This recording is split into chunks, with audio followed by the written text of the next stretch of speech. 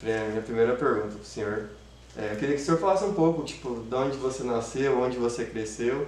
Comentasse um pouquinho da sua adolescência e juventude. Beleza, bem, eu nasci em Brasília. Eu não sou adventista de berço. Na verdade, se minha mãe não tivesse aceitado o evangelho, não sei, de repente eu seria um traficante, não sei. Não, porque na verdade eu morava num lugar muito complicado em Brasília, né? O lugar chamava Candangolândia, porque eu fui criado numa chácara. Só que com 6 anos, de 5 para 6 anos, eu fui para esse novo bairro, que era considerado periferia, hoje não mais. Quem conhece Brasília ali, quando você tá dentro do zoológico de Brasília, a cidade do fundo é a Candangolândia. Candangolândia porque foram os primeiros moradores de Brasília que residiam ali, né, por causa dos candangos e tal. Aí Candangolândia. Mas nessa época o governo deu casas populares, então era muito complicado, era muito difícil. Então eu saí de uma chácara, de um ambiente quase de roça, para encarar um bairro assim que era muito violento, tinha muita coisa acontecendo ao mesmo tempo. Eu me lembro que a primeira vez que eu fui para a padaria sozinho nesse bairro, eu tomei uma surra de fio de uns ciganos que moravam na rua. Aí eu voltei para casa chorando. Tomou por nada, assim? Do nada, eu passei na rua, eram 2 irmãos e eles me deram uma surra de fio. Aí eu voltei para casa chorando, meu pai depois foi lá na casa desses ciganos e tal. Só que ali eu falei assim, com 6 para 7 anos de idade, assim, eu acho que era 7 anos. Eu falei assim, eu vou pegar os dois. Dure o tempo que durar. Enquanto eu estiver aqui, eu vou pegar os dois. Eu vou me vingar dos dois. Isso aconteceu quando eu tinha 13 para 14 anos. Um negócio muito louco, né? Mas eu tinha acabado de vir para a igreja, não, com 12 anos, na verdade. Mas aí, olha o que o mundo faz com você, né? Então, eu fui crescendo ali em escola pública, naquele subúrbio ali, e muita coisa acontecendo. E aí eu ficava ali, entendeu? Acompanhando e tal. Nessa época também tinha muita briga de quadra ali dentro, né? Então, eu tinha um irmão mais velho, que é um irmão adotivo, minha mãe adotou ele com poucos dias de vida. Ele sempre gostava muito de brigar e a gente às vezes acompanhava nessas brigas, né? Ia na... Então eu acompanhava eles e já ia pegando aquelas coisas, né? Então meu início de adolescência, assim, minha pré-adolescência, porque a minha adolescência assim, mais em si, eu já estava na igreja, porque minha mãe conheceu a igreja com 10 anos. Mas esses 5 anos que eu saí da chácara e fiquei ali, eles já foram suficientes para me tornar uma pessoa assim, não muito legal, vamos dizer assim. E eu me lembro que no dia que minha mãe foi, o primeiro sábado que a gente foi para a igreja, eu estava tendo aula aos sábados, porque os professores tinham entrado em greve. E aí eu falei assim, aí minha mãe acordou a gente mais cedo e falou, olha, a gente não vai para a escola hoje. Eu falei, oxe, qualquer lugar, menos a escola. Ela é a igreja, né? Eu falei, beleza. Mas ali começou toda a mudança mesmo.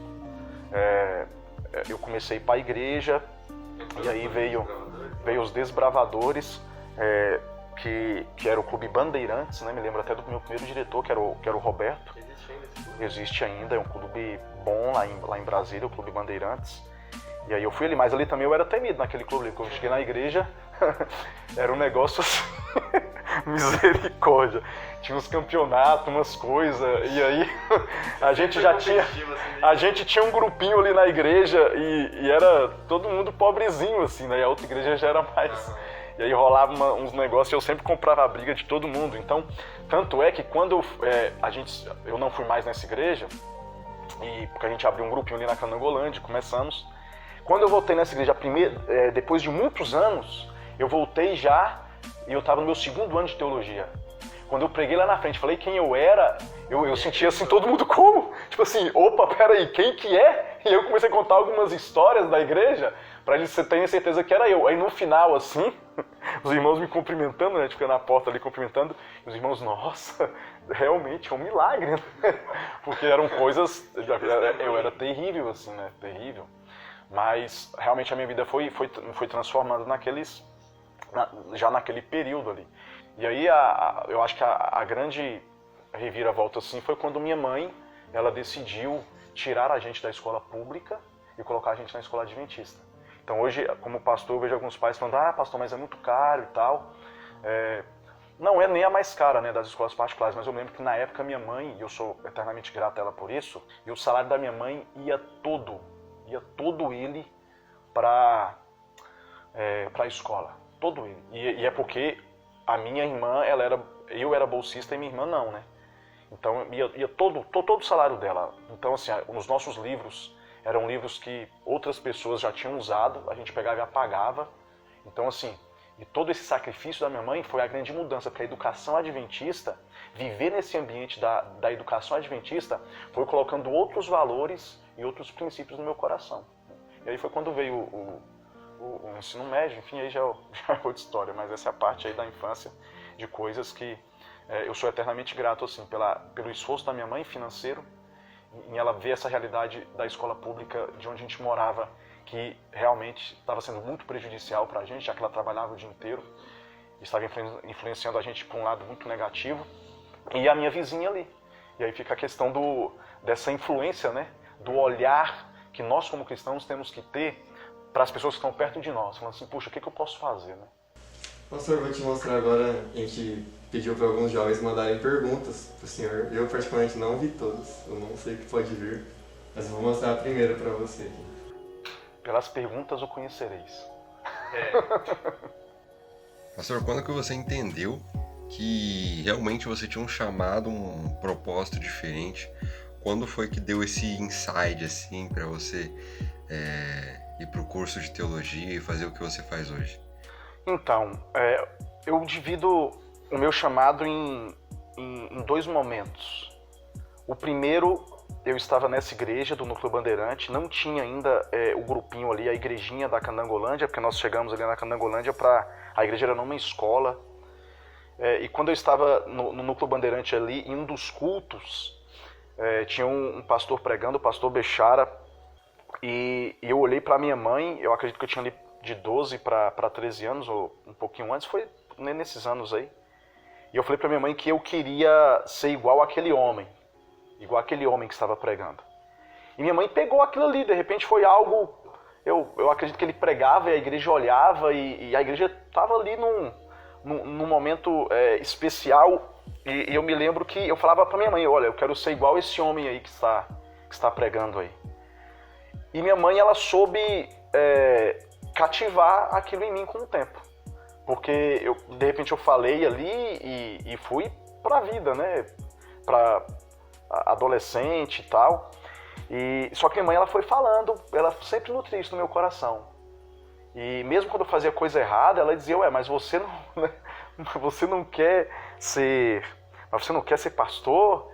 E como que você toma essas ações, essas atitudes? Eu ficava naquela, né? Aí quando eu fui pro internato, pro ensino médio, no ano de 1996, eu não queria ir, eu gostava muito da minha casa, eu gostava muito ali a Candangolândia já era um outro bairro, eu gostava dali, e quando eu fui pro internato, pra mim foi muito ruim. Mas no internato, eu tive os meus, assim, no IABC aconteceram coisas quase que sobrenaturais comigo e Deus. Em momentos assim que eu me lembro pelo menos de outros, mas vou citar esse em especial, que eu estava fazendo uma cerca debaixo de chuva, cavando um buraco para passar uma cerca de arame farpado. E eu estava debaixo de chuva sozinho, porque eu era novato, eu não sabia que não precisava trabalhar debaixo de chuva. Então começava a chover, você podia, só que eu era novato, eu não sabia disso. E eu estava ali sozinho, eu me lembro que eu escorreguei em algum momento ali, e minha mão, eu carrego essa cicatriz até hoje, a minha mão ela caiu em cima desse molho enrolado de arame farpado, eu me rasguei todo. Isso foi nos primeiros 15 dias do IABC ali. Eu me revoltei com Deus, comecei a falar o que eu estou fazendo aqui, eu não queria estar nesse lugar, eu odeio esse lugar. E aí eu me lembro que tem até uma música, e quando eu ouço essa música eu lembro desse momento, parece que eu ouvi assim, alguém falando calma, né, calma. Tem uma música que fala assim, calma, calma. Aí eu me lembro que eu fui ali para trás de umas bananeiras que tinha e me ajoelhei ali. Falei, Senhor, eu preciso entender o que eu estou fazendo aqui. E comecei a conversar com Deus de maneira sincera, nossas conversas com Deus têm que ser sinceras, né?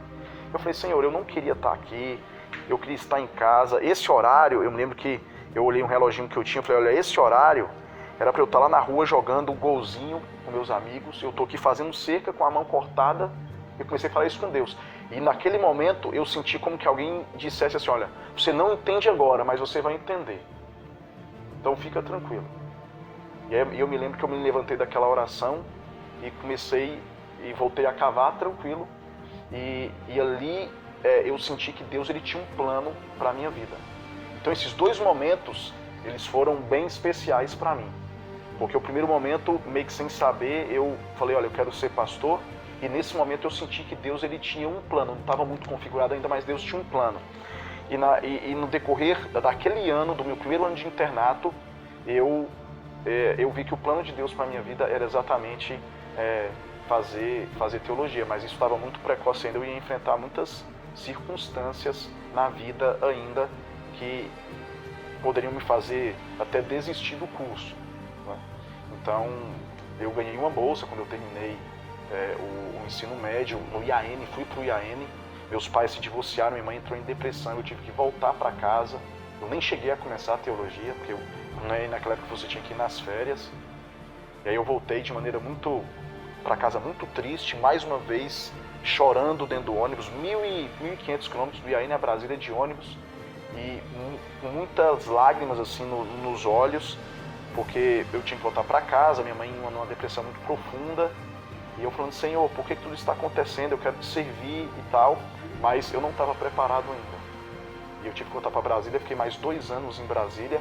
Aí quando eu estava em Brasília, eu estava empregado já, estava trabalhando na obra, na contabilidade, e Deus começou a me incomodar, falou, não foi para a contabilidade que eu te chamei. Não foi para trabalhar onde você está que eu te chamei.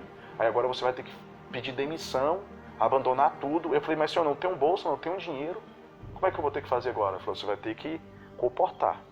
E aí eu tive que abandonar tudo, e ali foi também mais uma parte, né, dessas convicções, mas foi exatamente pensando nesse momento que eu tive com Deus lá atrás, quando eu tinha ali 15 para 16 anos, que me levou a amadurecer para tomar essa decisão aí de fazer teologia e servir a Deus. Então, agora é um assunto um pouco delicado, então dê uma olhadinha.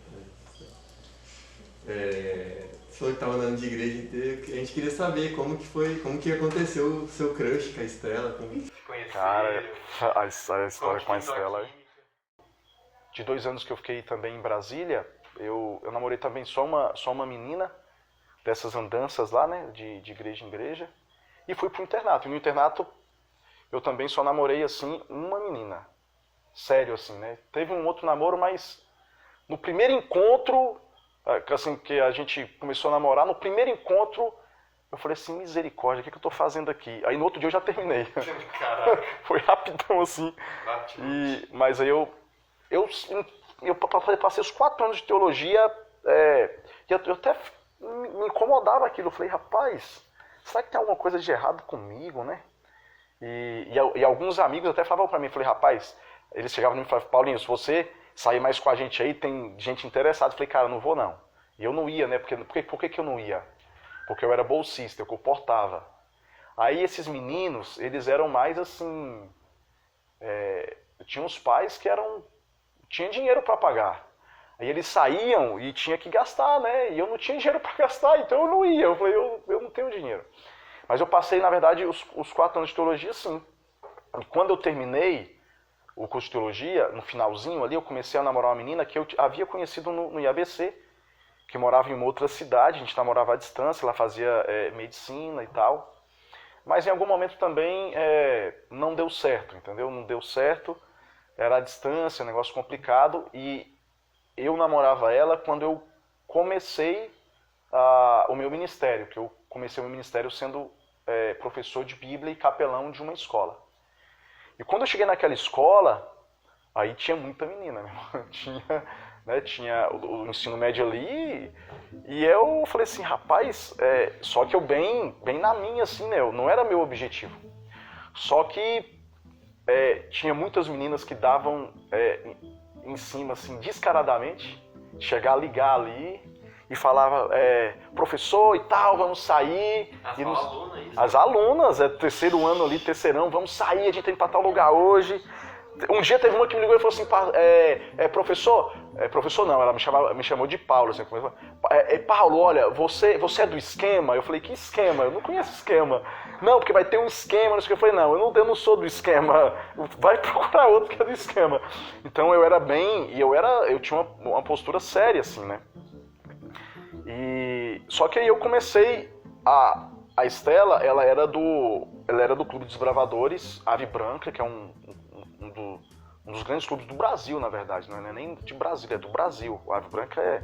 E ela tava ali, e eu sempre tava no clube ali, né? No domingo, no sábado. E eu comecei a reparar nela. Falei, rapaz, essa menina, ela é bonita, né, e tal. Morena, cabelo longo, né? E tinha o meu número, assim, eu falava, tem o meu número. Eu me lembro que tinha um amigo que a gente ficava falando sobre isso, eu falei, cara, eu tenho uma que só que ela tá namorando agora. E eu comecei a namorar com esse rapaz muito cedo, com 15 anos, e nós tínhamos 2 anos de namoro. Então foi um relacionamento meio difícil, mas quando... eu não terminei por causa do Paulo, mas ele já estava já querendo conversar comigo, entendeu? Querendo furar o olho do outro colega lá. Por que eu sabia disso? Porque ele era meu professor e também a gente frequentava o mesmo clube de desbravadores. E no clube ele chegou a comentar, só que eu não tava nem aí. As meninas da escola, elas sempre vinham falar pra mim, inclusive amigas minhas, nossa, esse professor aí, eu namorava com ele. Eu falava, gente, não, nada a ver. Porque eu tinha namorado na época, então eu não olhava pra ele com esses olhos. E aí, na época, como foi uma época muito difícil pra mim, eu terminei com esse namorado e minha avó, ela não queria que eu namorasse esse rapaz. E minha avó sempre foi uma referência espiritual pra mim, ela não queria, ela falava, não, esse rapaz não, esse não. E aí ela passou por um problema muito difícil, que foi um câncer, inclusive depois ela veio a falecer, e ela sempre falava pra mim pra não namorar, eu decidi seguir o conselho dela. E nesse período foi o período que eu comecei a conversar com o Paulo, ele começou a me aconselhar, conversar comigo, falar sobre a minha avó, sobre os problemas que eu estava passando, e aí eu comecei a admirar o Paulo de um modo diferente. E aí era um período meio que dia dos namorados ali, junho, né? As semanas que antecede. E aí tinha até uma outra menina que me mandou uns presentes, umas coisas e tal. E aí, só que eu tava conversando com ela já. Aí nessas, não tem namorado e tal, a gente falou, então vamos nos presentear e tal. Aí eu dei um presentinho pra ela e ela me deu também um presente, né? Esse presente tem até hoje, né, amor? Era um cachorrinho, até parece com a minha, né? É Billy. E ela me deu um livro que tinha vários chocolates, né? Dentro, você abria o livro e tinha vários chocolates. Me lembro do primeiro presente. Mas a gente não namorava ainda. E aí na minha cabeça tava assim, cara, mas como é que eu vou namorar? Porque ela é minha aluna, né? Era minha aluna. Eu falava, meu Deus do céu, eu vou ser mandado embora, né? Eu vou perder o ministério já de cara, assim. Aí eu fui conversar com um pastor, com alguns pastores, né? Que era mais experiente. Falei, cara, o negócio é o seguinte, que eram meus amigos ali. E tinham sido meus pastores quando eu estava em Brasília. Aí eu fui conversar com ele e falei assim, rapaz, eu tô interessado numa menina e tal, só que ela é aluna e tal. Aí ele falou assim, não, nada a ver isso daí, entendeu? Não, são 9 anos de diferença. Ele falou, não, isso tem nada a ver, entendeu? É uma boa menina, tem uma boa família. Eu falei, tal, canta, é bonita e tal. Aí ele, não, isso aí não tem nada a ver, se você estiver gostando mesmo, se você sente que é uma menina que Deus separou pra você, encara e vai fundo. Aí eu conversei com outro, ele falou a mesma coisa, né? 2 pastores já. Aí quando eu conversei com um terceiro, ele era mais... Aí ele me deu uma informação privilegiada. E qual foi a informação? O meu chefe na época era o pastor Éder. Pastor Éder. E aí, Éder Leal, o nome dele. Ele era o departamental de educação na época. Aí esse pastor me falou assim, o pastor Éder Leal, eu sou amigo dele de muito, muito tempo. E quando ele começou a namorar, a esposa dele lá no IASP era aluna dele também. Então se der algum BO, esse é o seu álibi. Aí eu falei assim, a gente começou a conversar mais nesse mês de junho. Aí no mês de julho nós começamos a namorar. Aí a gente saiu, deu tudo errado. Aí é outra história. Mas foi no dia 7/7/2007 eu costumo falar, essa data é muito forte, porque se fosse comparando nas épocas bíblicas, né, seria um dos grandes sábados. Era um sábado assim top, né? E aí tem muita coisa aí, né, que não foi tão simples assim. Mas quando eu dava aula assim para a Estela e via como ela era, eu tinha convicção de que ela poderia ser uma boa pessoa para mim. E aí quando ela terminou o namoro, aí foi nessa época perto do Dia dos Namorados. Aí eu falei, não, eu já vou fazer minha parte aqui, né? E aí eu tive a atitude ali, a gente foi conversando e tal. Eu tenho uma lição que eu tiro muito de tudo isso, sabe? Que Deus, ele conduziu tudo, porque se não fosse para dar certo, a gente não estaríamos há quase 12 anos juntos, né? Então Deus conduziu e nós estamos aqui. E aí, galera que tá assistindo o nosso quadro, também, e aí, pastor, beleza? Como é que tá? Eu queria te fazer uma pergunta que acho que você pode me responder. Queria te perguntar aí, como é que é ser o pastor boleiro aí da nossa igreja? Como é que às vezes dá um esporro aí na geral? Porque estão quebrando muito no futebol? E aí?